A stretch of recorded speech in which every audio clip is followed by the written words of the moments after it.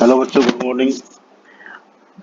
हम जो है उत्पादन और लागत पढ़ रहे थे। पहला लेक्चर इसमें हो गया था, जिसमें दूसरा लेक्चर है। तो थोड़ी सी पिछली बातें रिवाइंड हो जानी चाहिए। हमने दो काल देखे थे, एक तो अल्पकाल और दीर्घकाल। हमें याद रखना ये है कि जिस मतलब जो दोनों कारक जिसमें परिवर्तन होते हैं, जिनमें दोनों कारकों में परिवर्तन होता है, तो वो तो अल्पकाल है। और जिसमें एक कारक में परिवर्तन होता है, वो दीर्घकाल है। इसी को हम जो है स्केल अप कहते हैं। अब जब सभी लागतों में समानुपातिक वृद्धि, निर्गत में उसी अनुपात में वृद्धि उत्पन्न होती है, तो उत्पादन फलन पैमाने में स्थिर प्रतिफल मिलता है। यानी कि यूं समझो, मोटी मोटी बात, कि जैसे हमने आगतों में वृद्धि करी है। आगतों में मतलब हमने 10 श्रमिक बढ़ा दिए या एक श्रमिक बढ़ा दिया, तो उसकी मजदूरी समझो 100 रुपये। तो 100 रुपये एक्स्ट्रा दिए हमने। अब निर्गत, निर्गत का मतलब हुआ जो आउटपुट हुआ हमारा। अब उसमें जितना भी हमारा खर्च आ रहा था, उसमें 100 से अधिक की वृद्धि हुई है। उसमें 100 रुपये से ज्यादा अधिक की वृद्धि हो गई। तो यानी कि हमारा प्रतिफल जो है वो बराबर हुआ। यानी कि जिस अनुपात में हमने आगत में इनपुट में वृद्धि करी, उसी अनुपात में हमारी इनपुट आउटपुट में वृद्धि हुई है। तो ये दिखाता है स्थिर प्रतिफल, जिसे हम बोलते हैं CRS। जब सभी आगतों में समानुपातिक वृद्धि, निर्गत में अनुपातों में से अधिक वृद्धि होती है। अच्छा, जब हमने आउटपुट जितना जितना हमने आउटपुट में बदलाव किया, यानी कि वृद्धि करी, और सॉरी इनपुट में, और आउटपुट में उससे ज्यादा वृद्धि हो रही है, यानी कि हमने बदलाव जो किया वो कम पैसे से किया, और हमें जो रिजल्ट मिल रहा है, उसका जो आउटपुट मिल रहा है वो ज्यादा हो गया है। तो यानी कि ये होगी आनुपातिक वृद्धि। तो आगतों के आनुपातिक वृद्धि की तुलना में निर्गत में समानुपातिक वृद्धि दो तरह की हो सकती है। फिर या तो कम हो सकती है या ज्यादा हो सकती है। अगर मतलब रिजल्ट में ज्यादा वृद्धि हो रही है, तो इसे हम कहेंगे अधिमान प्रतिफल, यानी कि बढ़ता हुआ प्रतिफल। और यदि कम हो रही है, तो इसे कहेंगे ह्रासमान प्रतिफल। तो मोटी मोटी सी बात ये समझ लीजिए कि जब हम किसी इनपुट में वृद्धि करते हैं, तो उस चीज के तीन रिजल्ट आ सकते हैं। एक तो हमारे आउटपुट में समान वृद्धि हो, तो हम उसे कहेंगे स्थिर प्रतिफल। एक है जो ज्यादा वृद्धि हो रही हो आउटपुट में, तो उसे कहेंगे अधिमान प्रतिफल, यानी कि बढ़ता हुआ प्रतिफल। और यदि आउटपुट में कमी आ जाए, तो उसको कहेंगे ह्रासमान प्रतिफल। तो ये मोटी मोटी सी बात समझ लीजिए। अभी हमें बताया कि मान लीजिए एक उत्पादन प्रक्रम में सभी आगत दुगने हो जाते हैं, तो निर्गत भी दुगने हो गए। तो ये क्या हुआ? स्थिर प्रतिफल। और यदि निर्गत दुगने की तुलना में कम होता है, तो ये ह्रासमान प्रतिफल हुआ। और यदि निर्गत दुगने से भी अधिक हो जाता है, तो ये हुआ वर्धमान, यानी कि अधिमान प्रतिफल। तो ये है मोटी मोटी सी बात। अब पैमाने के यहाँ प्रतिफल दिखाए गए हैं। जैसे हम फलन लेते थे, उसी प्रकार का है ये फलन ही है। एक उत्पादन फलन पर विचार, Q बराबर F। और यहाँ ये चर हो गए x1 और x2। तो Q होगी निर्गत की मात्रा, और उत्पादक कारक x1 हो गया, और दूसरा हो गया x2। यानी कि जैसे हम एक तरफ लेबर लेते थे, एक तरफ भूमि लेते थे, ऐसे मान लीजिए। तो अब यदि इनमें बदलाव जो भी हो रहा है, हमें यहाँ मैथमेटिक्स की भाषा तो समझनी नहीं है, अर्थशास्त्र की भाषा समझनी है। तो अर्थशास्त्र की भाषा में मैंने तुम्हें बता दिया है कि तीन प्रतिफल होंगे, या तो स्थिर प्रतिफल होगा, या अधिमान प्रतिफल होगा, या हरासमान प्रतिफल होगा। इनको याद रखिए बस। अब बात हम करते हैं लागत की।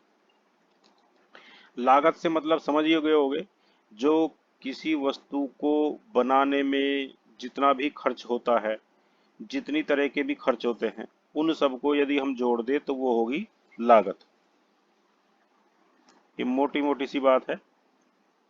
अब यहाँ एक आगे तालिका बना के दिखाई गई है, उसमें बताया गया है। तो उसमें जो यहाँ लागत हमने बताया साधारण भाषा में, लेकिन अर्थशास्त्र की भाषा में उसको आगत कहते हैं। यानी कि जितनी भी आगतें पे खर्च हुआ है, उन सबको जोड़ दिया जाए तो वो निर्गत होगा, और वो उस लागत के बराबर होना चाहिए कम से कम, या उससे जो है ज्यादा हो सकता है। क्योंकि जब हम किसी जो हमारा निर्गत हुआ आउटपुट, उस आउटपुट को जब हम बेचते हैं तो उसमें बहुत सारी और लागतें भी जुड़ जाती हैं, तो वो भी इस लागत में ही शामिल है।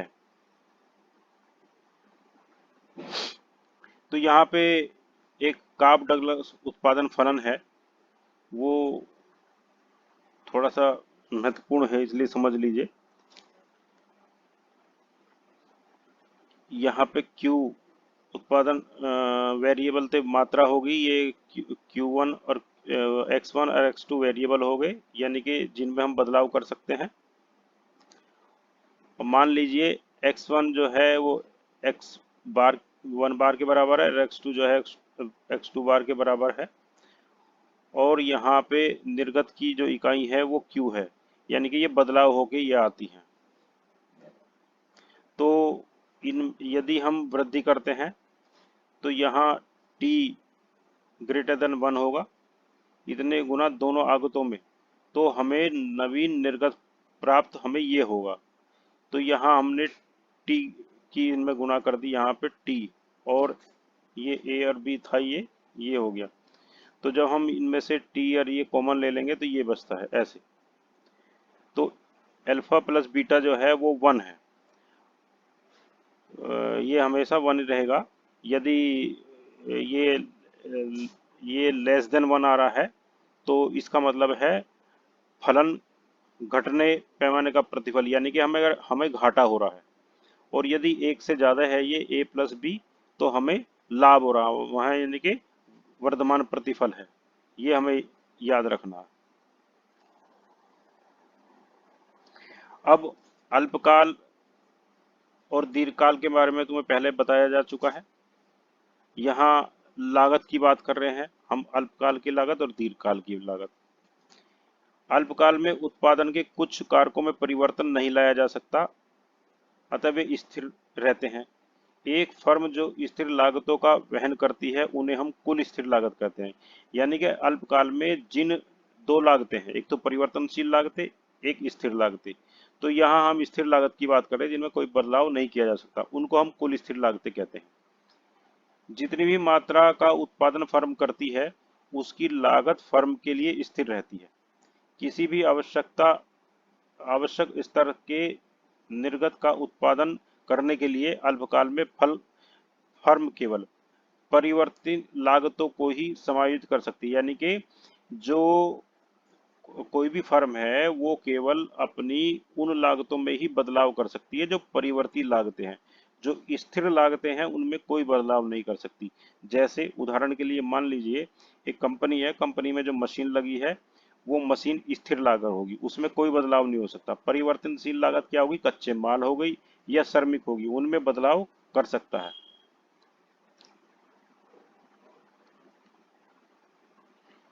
इसके अनुसार लागत जो एक फर्म इन परिवर्ती लागतों को प्रयोग करने के लिए वहन करती है, कुल परिवर्ती लागत कहलाती है। यानी कि जो इन इन इन परिवर्ती लागतों को प्रयोग करने के लिए जो लागत लगाई जाती है उसको हम क्या कहते हैं? कुल परिवर्तित लागत। स्थिर तथा परिवर्तित लागतों को सम्मिलित करते हुए हमें फर्म की कुल लागत प्राप्त होती। तो यहाँ फार्मूला हो जाएगा कुल लागत बराबर कुल परिवर्तित लागत प्लस कुल स्थिर लागत, यानी कि दोनों तरह की लागतों को जोड़ दे तो वो कुल लागत हो जाएगी। निर्गत के उत्पादन में वृद्धि के लिए फर्म को परिवर्तित लागतों में से अधिक प्रयोग करने की आवश्यकता होती है। परिणाम स्वरूप कुल परिवर्तित लागत तथा कुल लागत में वृद्धि होती है। जब में वृद्धि होती है तो कुल परिवर्तित लागत तथा कुल लागत में भी वृद्धि होती है। तो ये समझ लीजिए, जब हमारे आउटपुट में वृद्धि होगी तो वो तभी तो होगी जब हमने या तो कुल परिवर्तित लागत बदली हो या कुल लागत में वृद्धि की हो, या तो कुल परिवर्तित लागत बढ़ाई हो या कुल लागत बढ़ाई हो, और कुल लागत दोनों लागतों का योग है। तो इसका मतलब ये हुआ कि जब हमारे निर्गत में वृद्धि होगी तो कुल लागत में भी वृद्धि होगी, तभी हमारी निर्गत में वृद्धि होगी। तो यहाँ तालिका 3.3 जो आगे दी है उसके द्वारा बताया जाएगा कि हमारे पास एक विशिष्ट फर्म के लागत फलन का उदाहरण दिया है। प्रथम कॉलम में निर्गत के विभिन्न स्तरों को दर्शाया गया है। निर्गत के सभी स्तरों के लिए कुल स्थिर लागत 20 रुपये है। जैसे जैसे निर्गत में वृद्धि होती है कुल परिवर्तित लागत में भी वृद्धि होती है। शून्य निर्गत के साथ कुल परिवर्तित लागत भी शून्य होती है। जहां लागत शून्य होगी और निर्गत शून्य होगी वहां लागत अपने आप ही शून्य होगी। निर्गत की 1 इकाई के लिए कुल परिवर्तित लागत 10 रुपये तथा निर्गत की 2 इकाई के लिए 18 रुपये। जैसे दो कॉलम कुल स्थिर लागत तथा कॉलम 3 में कुल परिवर्तित लागत के मूल्य को प्राप्त किया गया था, उसी प्रकार इनके जोड़ के से हमें जो है वो कुल लागत मिल जाएगी। निर्गत के शून्य स्तर पर कुल लागत केवल स्थिर होती है, यानी कि जो स्थिर लागत होती है, कोई उत्पादन नहीं हो रहा, मान लिया कोई उत्पादन नहीं हो रहा, लेकिन जो स्थिर लागत लगा चुके वो तो खर्च हुआ ही है, वो तो होगा ही खर्च। हम ये है कि जो परिवर्तित लागत है वो हमारा कोई खर्च नहीं हो रहा। तो यहाँ अल्पकालीन औसत लागत फर्म द्वारा वहन की जाती है, जिसे निर्गत की प्रति इकाई मूल्य की कुल लागत के रूप में परिभाषित किया जा सकता है। यानी कि अल्पकालीन औसत लागत बराबर होती है कुल लागत बटे मात्रा, जितनी भी मात्रा पैदा की हो, इकाई पैदा हुई हो। तो यहाँ ये समझ लीजिए ये निर्गत इकाई है Q, ये हमारी कुल स्थिर लागत होगी, यानी कि ये तो स्थिर रहेगी, यानी कि स्थिर लागत में कोई बदलाव नहीं आता, तो 20 रुपये तो 20 ही रहेगी। अब यहाँ कुल परिवर्तित लागत है जिसमें हम बदलाव कर सकते हैं, और ये कुल लागत है। कुल लागत जो होती है वो इन दोनों का जोड़ होता है। तो जब कोई इकाई Q 0 है तो यानी कि परिवर्तित लागत भी 0 रहेगी, स्थिर लागत तो जितना खर्च हुआ वो उतना रहेगा। तो यहाँ पे हम औसत स्थिर लागत, इससे पहले कोई नहीं थी तो हम 0.00 डैश डैश मानेंगे इसको। अब निर्गत 1 हुई तो स्थिर लागत तो 20 थी और यहाँ परिवर्तित 10 होगी, तो कुल कितनी होगी लागत 30 रुपये।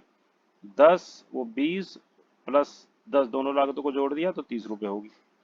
अब इनका औसत निकाल लिया। औसत निकालने के लिए हम कुल लागत को 1 से भाग देंगे, यानी कि 1 इकाई हुई है तो 1 से भाग देंगे, और इसको कुल लागत, ये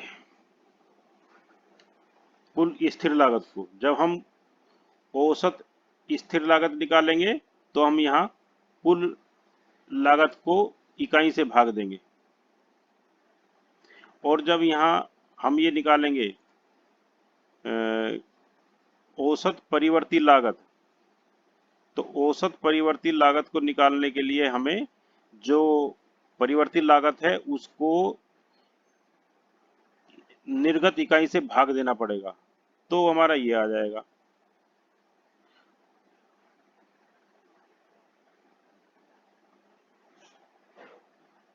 और जब हम ये अल्पकालीन लागत निकालनी है हमें, अल्पकालीन औसत लागत, तो हमें इकाई मतलब कुल लागत को निर्गत इकाई से भाग देना पड़ेगा, तो ये आ जाएगी हमारी।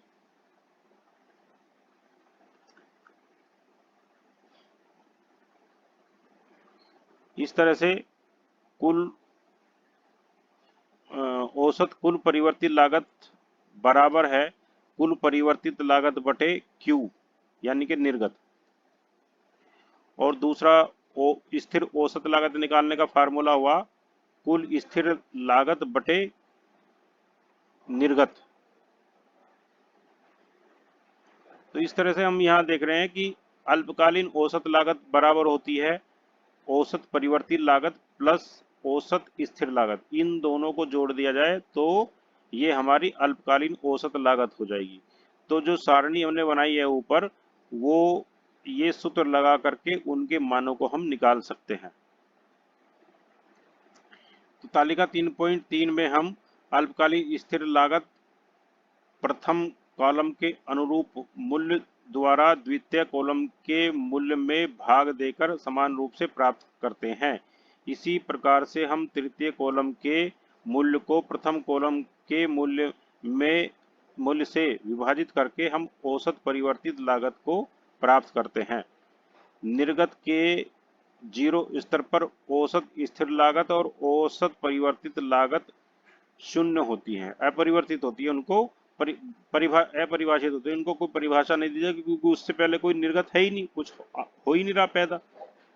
निर्गत की प्रथम इकाई के लिए औसत स्थिर लागत तो 20 ही रहेगी, सबके लिए 20 ही रहेगी। वो स्थिर स्थिर का मतलब है स्थिर जिसमें बदलाव ना हो, तथा औसत परिवर्तित लागत 10 रुपए है।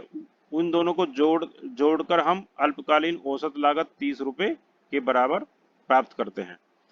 तो अल्पकालीन सीमांत लागत का सूत्र हुआ कुल लागत में परिवर्तन बटे निर्गत में परिवर्तन, यानी कि जो लागत में बदलाव आया और जो निर्गत में बदलाव आया है वो।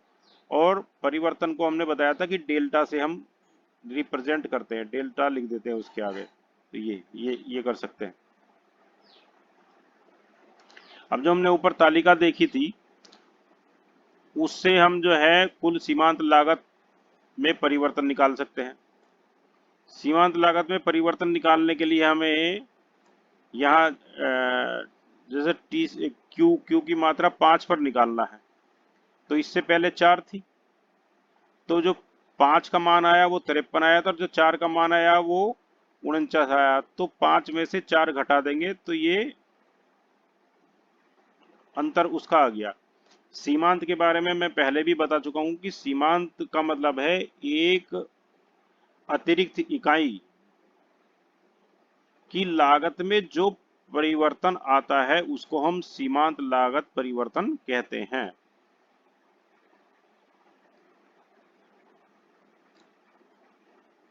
तो इस तरह से हम जो है ये सारी लागतें निकाल सकते हैं। अब हम बात करते हैं या अल्पकालीन लागत वक्र की आकृति की। अब जो आकृति बनाई जाती है उस आकृति में लागत y पे होगी और x पे निर्गत हो गया। तो हम यहाँ देख रहे हैं कि ये C जो है ये स्थिर लागत है, यानी कि इसमें यहाँ कोई बदलाव नहीं हो रहा, तो इसको हम बोलते हैं कुल स्थिर लागत।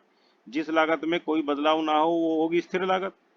अब बाकी लागतें हैं, कुल लागतों में जैसे जैसे जैसे जैसे उत्पादन ये हम लागत बढ़ रही है, ये तो इसका वक्र जो है ये ऐसे बढ़ता हुआ दिखाई दे रहा है।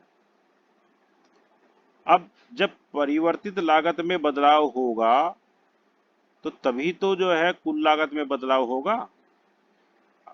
स्थिर लागत प्लस परिवर्तित लागत बराबर कुल लागत।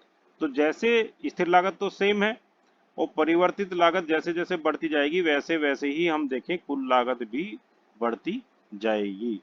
ये इसका आकृति वक्र है।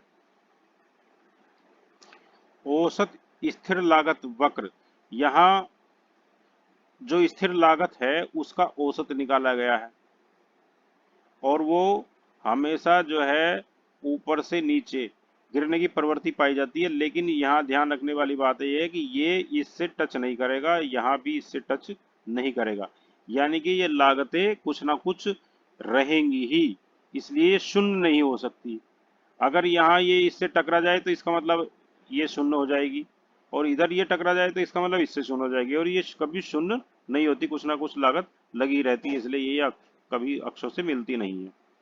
तो कुल स्थिर लागत बराबर हुई औसत स्थिर लागत गुणे मात्रा। कुल लागत जो स्थिर लागत है उसमें औसत स्थिर लागत को हम मात्रा से गुणा कर देते तो हमें कुल स्थिर लागत प्राप्त हो जाती है। कुल स्थिर लागत हमेशा स्थिर रहेगी, उसमें कोई बदलाव नहीं आएगा, तो वो इस तरह से एक सीधी लाइन के रूप में होगी। और ये यहाँ से देख रहे हैं हम, यहाँ से ये जैसे बढ़ रही है तो हम ये कह सकते हैं कि यहाँ लागत बढ़ रही है। जैसे जैसे इधर बढ़ते जाएंगे लागत बढ़ती जाएगी, और जैसे जैसे इधर की तरफ बढ़ते जाएंगे तो निर्गत बढ़ती जाएगी।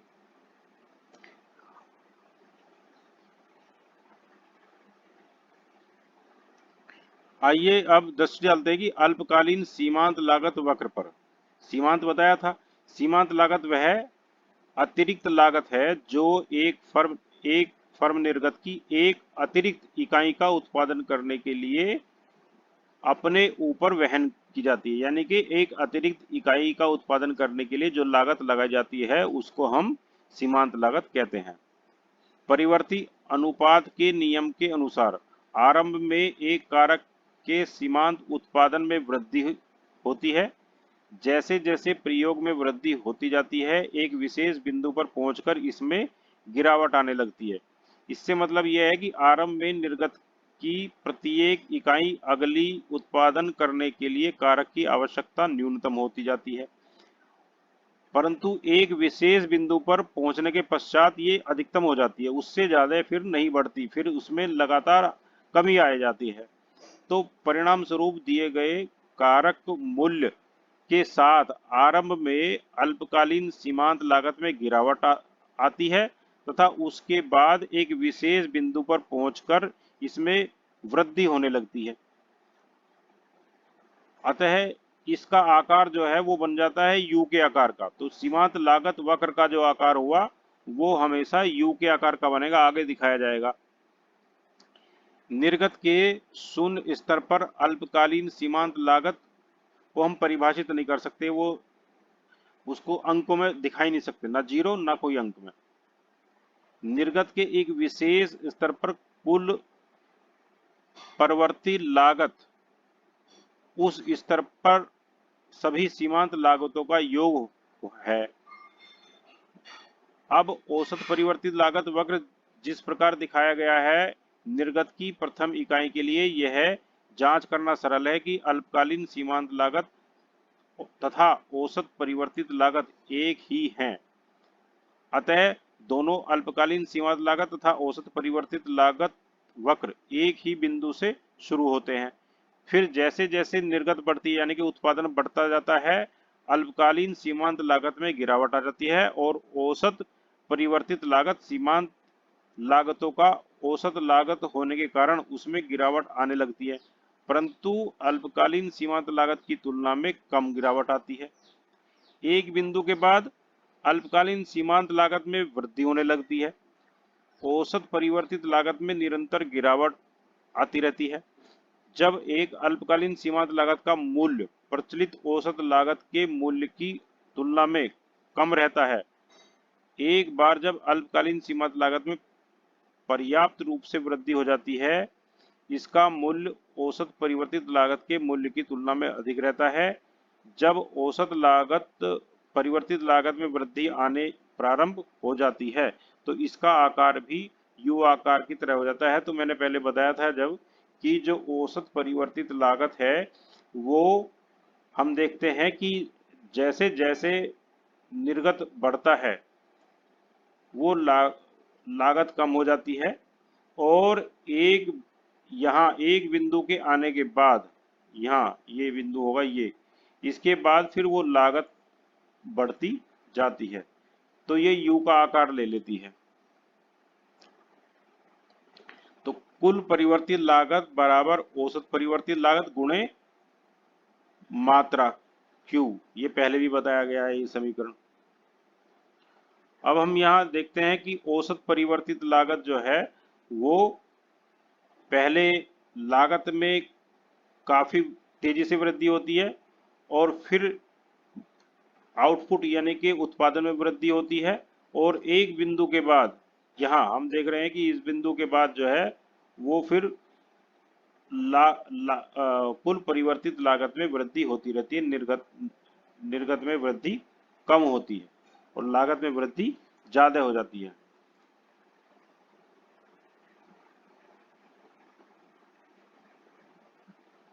यहाँ ये एक समझने वाली बात है, यहाँ पे ये हम रेखा चित्रों के द्वारा हम आसानी से समझ सकते हैं। ये देखिए, ये अल्पकालीन सीमांत लागत है। ये अल्पकालीन सीमांत लागत एक बिंदु तक जो है वो गिरती जाती है और उसके बाद फिर ये हमेशा बढ़ती जाएगी, इस लागत में वृद्धि होती रहेगी।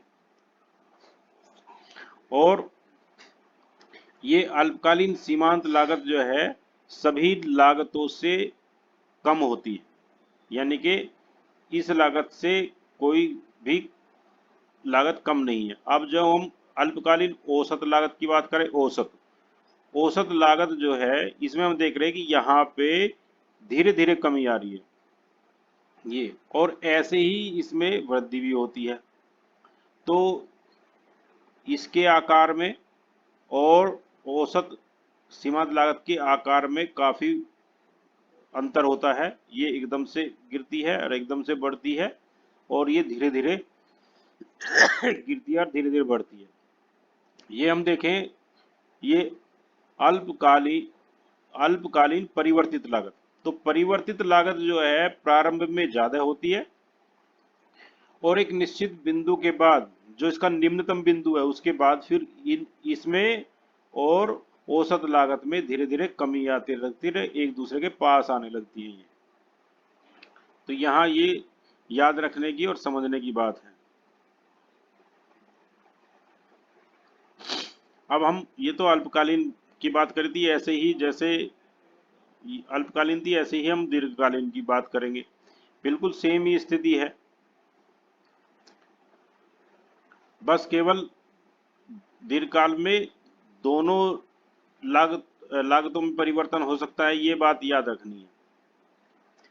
दीर्घकाल में सभी आगत में परिवर्तन होता है, कोई स्थिर लागत नहीं होती है इसमें। यहाँ स्थिर लागत नहीं होती है, दोनों ही लागतों में यहाँ परिवर्तन कर सकते हैं। तो दीर्घकालीन औसत लागत बराबर है कुल लागत बटे मात्रा उत्पादन।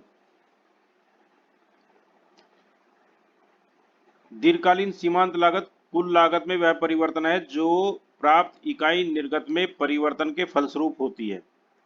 जब विभिन्न इकाई में निर्गत बदलता है, तब यदि हम उत्पादन में वृद्धि करें तो वो Q1 -1 से Q ये निर्गत इकाइयों तक, तो Q1वीं इकाई का उत्पादन करने की सीमांत लागत इस प्रकार मापी जा सकती है। तो इस प्रकार हम दीर्घकाल में सीमांत लागत ज्ञात कर सकते हैं, Q इकाई की कुल लागत माइनस Q1 इकाई पर कुल लागत। तो जो पहले कुल लागत लग रही थी और जो एक अतिरिक्त इकाई पे जो लागत आई है वो घटा दी जाए तो दीर्घकालीन सीमांत लागत निकाली जा सकती है।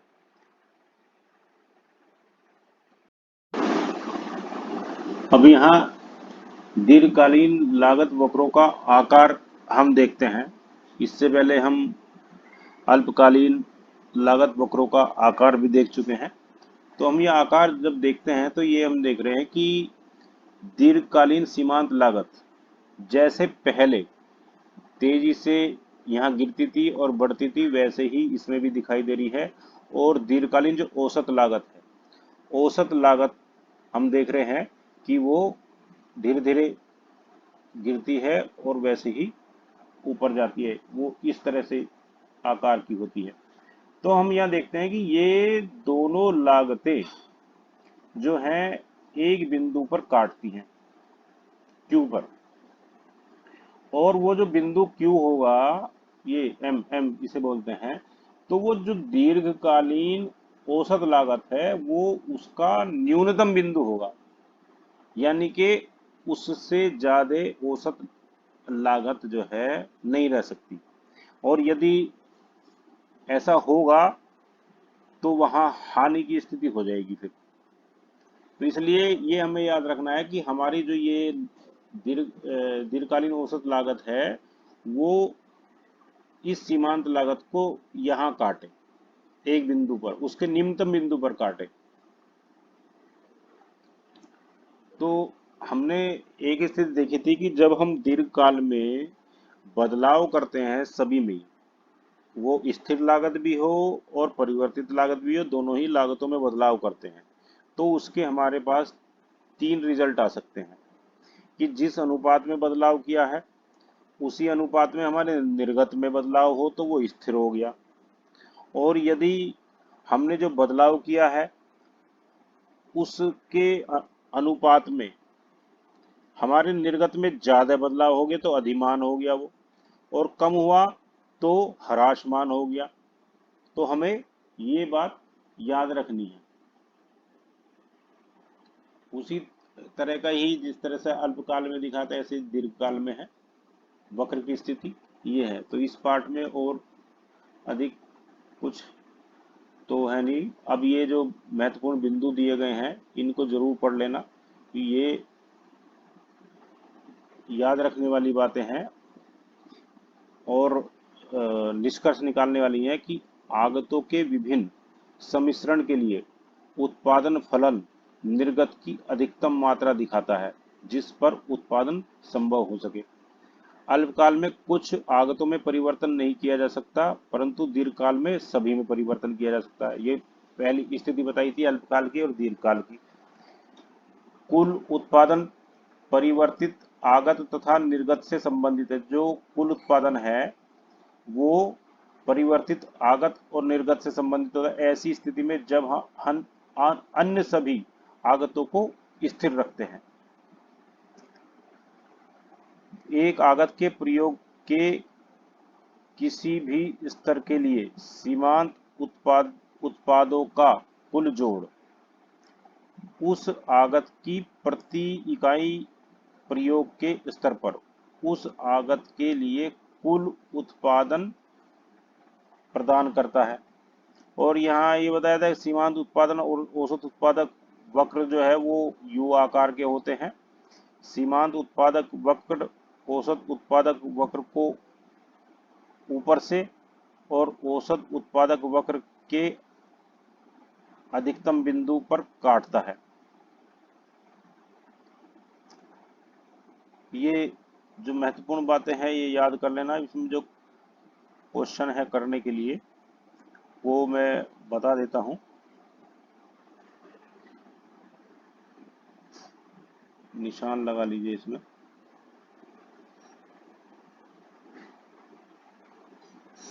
उत्पादन फलन किसे कहते हैं, ये हो गया।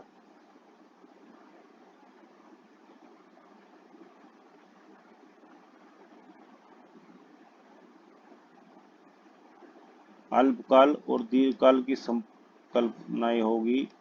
ह्रासमान हो गया। परिवर्ती अनुपात का नियम हो गया।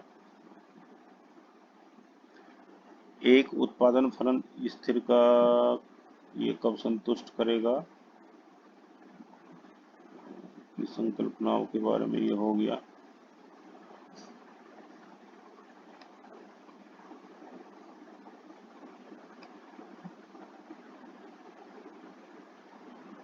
दीर्घकाल में कुछ स्थिर लागत तो हो सकती है। ये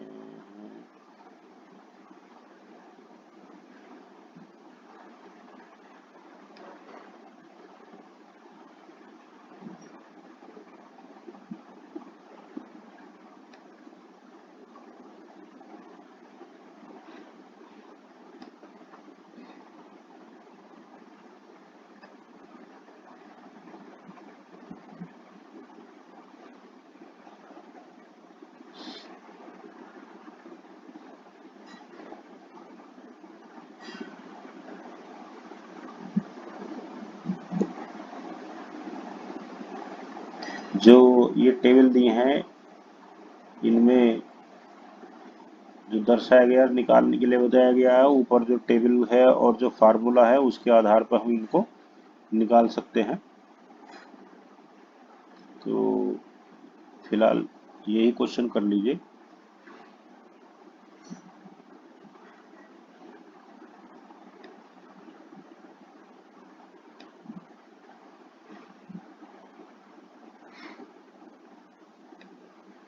सीमांत और कुंतक, ये ठीक है।